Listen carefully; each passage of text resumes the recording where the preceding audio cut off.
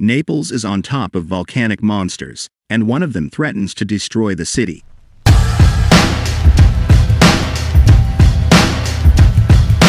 Naples is a city that moves at more than one speed.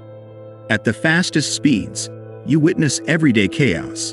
Cars and motorbikes hurtling through the streets of an Italian city like blood cells in a vein.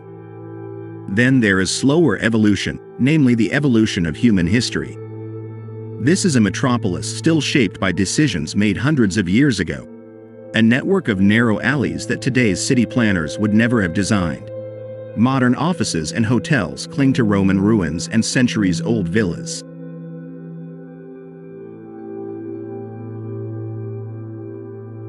What is less obvious is that Naples also has geological speed, and it is this that has the most power. Most of it travels at a barely perceptible speed, but every so often, it accelerates into disaster. An eruption of fire and rock that disrupts all other timescales in the city. Naples' volcanoes have had a different time than humans, evolving over decades, centuries, or even millennia, so it's easy to assume they are static. This is far from the truth.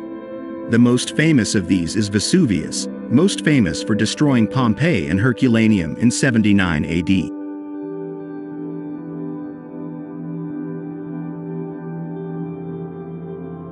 It towers high above the city.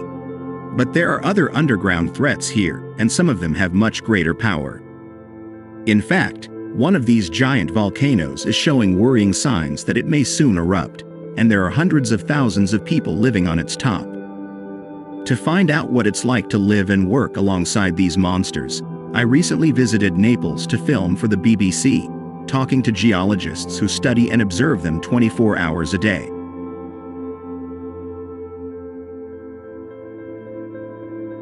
I discovered a city that was headed for disaster, but no one knew exactly when and where it would happen. One of the last times Naples experienced a major volcanic event was exactly 80 years ago this week.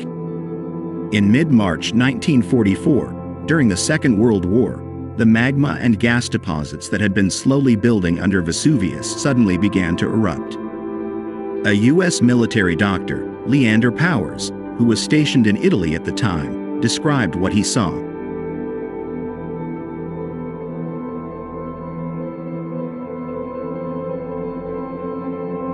Just as we were finishing dinner, someone called and said there was a huge red lava flow flowing down the side of Mount Vesuvius. We could see lights in the sky. All night and Sunday there was an earthquake with a terrible roar, similar to thunder. The windows shook, and the entire building shook. The next day, the events escalated.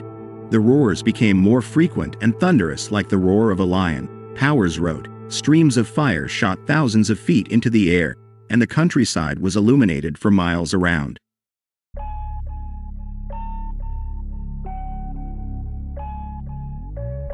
Often the entire mountaintop looks like hellfire. A news report at the time showed stunning footage of giant ash clouds, roiling lava flows, and collapsed buildings. Today, Vesuvius is much calmer, and the cataclysmic events of 1944 are starting to fade from collective memory as the older generation passes away. Today, the peak is a tourist attraction with carriages transporting people to the top, and souvenir stands selling refrigerator magnets made from solidified lava.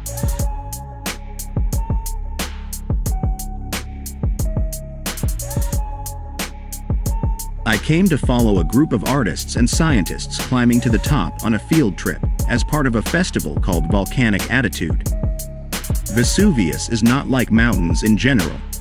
Usually when you reach the top, you see the surrounding views, but here, the eye is drawn inwards, to the giant crater. When writer Joseph Addison came here in the 1700s, he called it a monstrous dome,